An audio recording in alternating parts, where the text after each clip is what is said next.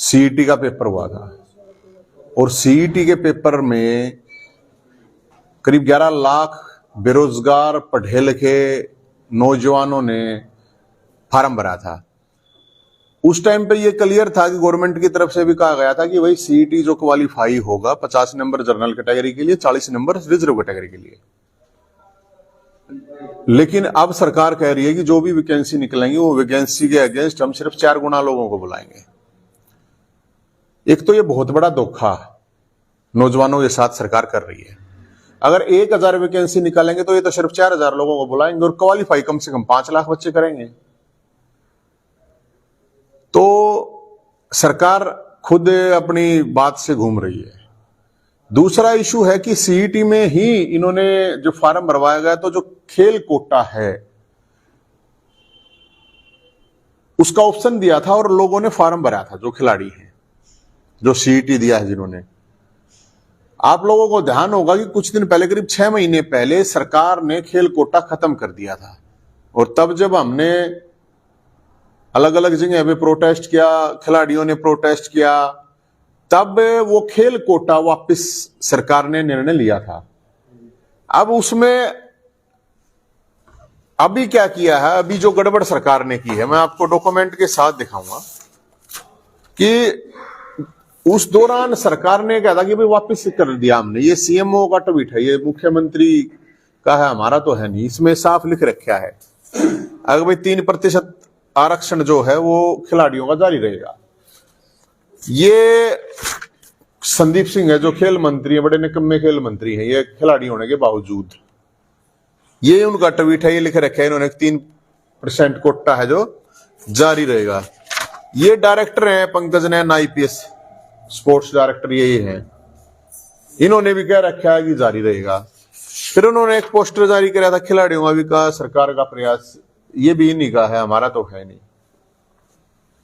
तो जब ये सारा का सारा सरकार अपनी जुबान खुद अपनी जुबान से फिर रही है, सरकार 50,000 वैकेंसी ये कह रहे हैं कि सीईटी के तहत निकाल लेंगे। अगर ये 50,000 वैकेंसी निकाल रहे हैं तो करीब 1700 वैकेंसी अकेले खिलाड़ियों की होगी। लेकिन इन्होंने क्या किया, अब ये नोटिफिकेशन जारी किया। इस नोटिफिकेशन में इन्होंने कह दिया कि सिर्फ 3 डिपार्टमेंट होंगे, गृह विभाग और खेल विभाग और शिक्षा विभाग।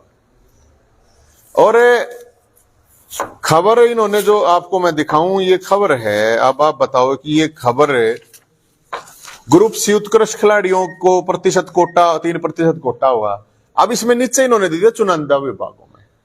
हरियाणा के अंदर सीईटी के जो भर्ती होंगी सीईटी द्वारा करीब 453 डिपार्टमेंट हैं, 453, और 453 डिपार्टमेंट में से सिर्फ 3 डिपार्टमेंट में ये कर रहे हैं। तो करीब 1500 खिलाड़ियों को बाहर कर रहे हैं उस नौकरी से। 1500 खिलाड़ियों को जिनको नौकरी मिलनी थी वो उसकी नौकरी पर डाका मार दिया सरकार ने, सीधी बात है या। और हमने उस टाइम पे जब ये पिछली बार इन्होंने ये कोटा खत्म करा था तो ये सोटा खाया था हमने, इस सोटे के वजह से वो कोटा दोबारा वापिस आया था। तो अब हम मुख्यमंत्री साहब के सामने 2 डिमांड हैं। एक तो सीईटी क्वालिफाई करो, ये 4 गुना का चक्कर है ना, ये 4 गुना 5 गुना ये चक्कर ना बंद करो। और दूसरी डिमांड है कि जो ग्रुप सी की जो आप वैकेंसी खा रहे हो खिलाड़ियों की 1500 कम से कम वैकेंसी, तो इसको बहाल करो। ये 2 डिमांड है और इसको लेके 6 दिसंबर मंगलवार को मानसरोवर पार्क में 11 बजे इकट्ठा होंगे और बीजेपी ऑफिस के सामने दंगल करवाएंगे और उस ऑफिस का घेराव होगा। और ये डिमांड है, हम तो सरकार को यही कह रहे हैं भाई, ये डिमांड है, ये कोई नाजायज तो है नहीं। लाखों बेरोजगार बालक हैं, उन बालकों की सोच लो। 3 साल में तो आप लोगों ने सीईटी लिया है, अब 3 साल में सीईटी तो मुश्किल से लिया। अब कह रहे हैं कि अब ये सीईटी जो है ना, ये तो होगा अपना 4 गुना करेंगे। तो 4 गुने का क्या मतलब है? तो ये मामला है, इसको लेके लोगों से, खिलाड़ियों से, खासकर जो एकेडमी कोचिंग सेंटर है वो बंद हो जाएंगे, उनका भी कुछ नहीं है। फिर ये जो अखाड़े वगैरह उनमें जब नौकरियां नहीं लग गई तो फायदा क्या होगा? सब तो ओलंपिक में मेडल लेके आ नहीं सकते। तो जो पढ़ रहे थे, खेल रहे थे, तो ये तो खिलाड़ियों के साथ सीधा सीधा सरकार ने खेल कर दिया, धोखा करा है। इसको लेकर 6 दिसंबर को मंगलवार को रोहतक में जो राज्य कार्यालय है इनका, उसके वहां पे प्रदर्शन हुआ।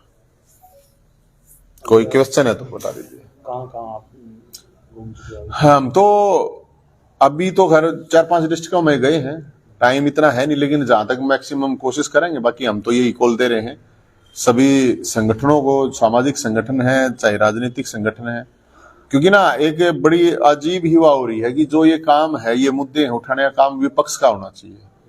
अब विपक्ष तो दिख नहीं रहा। हरियाणा के अंदर तो एक चीज हो गई है, सरकार नकारा और विपक्ष निकम्मा, ये है सीधी बात।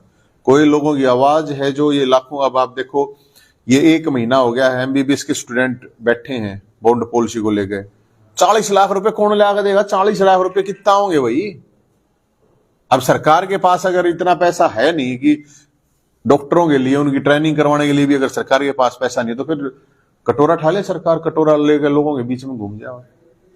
तो ये सारी चीजें हैं, इनको लेके हम 6 दिसंबर को कर रहे हैं। उल्टे उल्टे पता नहीं कैसे कैसे वो कर रहे हैं। बोला सरपंच भी, सरपंच मुश्किल 2 साल में न चुनाव करवाए हैं, इवन कहा रिकॉल का कुछ बता रहे हैं। तो रिकॉल तो सबसे पहले मुख्यमंत्री की होनी चाहिए, उस पर भी तो सर्वे उसका है, मुख्यमंत्री है, डिप्टी चीफ मिनिस्टर है, उनकी भी रिकॉल की एक बार पता करनी चाहिए। एमएलए एमपी है, उनकी भी होनी चाहिए फिर तो रिकॉल। अब इनकी डिग्री देखें सरपंच की अच्छी बात है, फिर एमएलए एमपी की भी तो गल देख लो ना कि कौन कौन पर उड़ पाओ।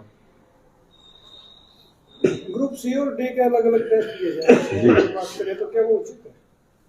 नहीं देखो, वो सरकार का जो ग्रुप सी का डी का वो सरकार का अपना निर्णय है भाई, डी ग्रुप के लिए वो अलग ले रहे हैं। लेकिन ये ग्रुप सी है जिसमें तो मतलब आप ये मानो कि मैक्सिमम जो भी है पढ़े लिखे बालक हैं, और इतने मुश्किल से इतने दिनों में तो लिया है। अब इसको क्वालिफाई नेचर कराना में इनको समस्या क्या है भाई?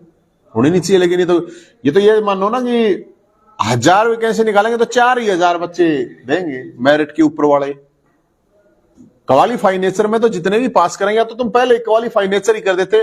अगर 80% नंबर आओगे, जिसका 80-70 का क्राइटेरिया हमारा, तो ताकि वो बालक अपने हिसाब से तैयारी करते। आपने किसी संगठन या विपक्ष के किसी नेता से बात की है? हमने की बात करने की जरूरत है भाई, ये तो सबने देखा है। रोहतक में जो आप कह रहे हैं, हमने किससे था, हम तो सीधा जो जिनकी समस्या है उनको ये कह रहे हैं, आप लोगों की समस्या आप लोग आओ, हम लोग भी साथ खड़े, और सबकी जिम्मेदारी है।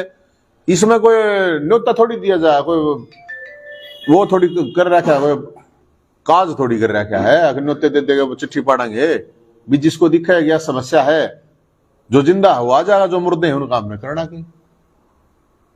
हरियाणा बेरोजगारी में नंबर 1 है। जब सरकार के जो प्रतिनिधियों से सवाल पूछा जाता है तो वो बचते नजर आते हैं इससे। बचते के ना गए, उन प्रतिनिधि हैं उनकी तो मौज हो रही है, खाओ में पियो है, अपने माल कूटे हैं। जो बेरोजगारी है हरियाणा, अकेले बेरोजगारी में टॉप नहीं है। बेरोजगारी के साथ ही कनेक्शन है नशे का, और नशे के साथ कनेक्शन है क्राइम का। ये तीनों चीजें इकट्ठी हैं, और हरियाणा टॉप में चल रहा है, तीनों चीजों में टॉप में चल रहा है। उड़ता पंजाब कह रहे थे अपने वाले, हरियाणा वाले तो सीधे उड़ते चांद पे पहुंच जाएंगे भाई। अरे लेकिन सरकार के लिए इसलिए चीज ठीक है ये। अब खा पी का अपने नशे में पड़े रहेंगे, कोई सरकार के खिलाफ बोलना नहीं, कोई आवाज उठावा नहीं।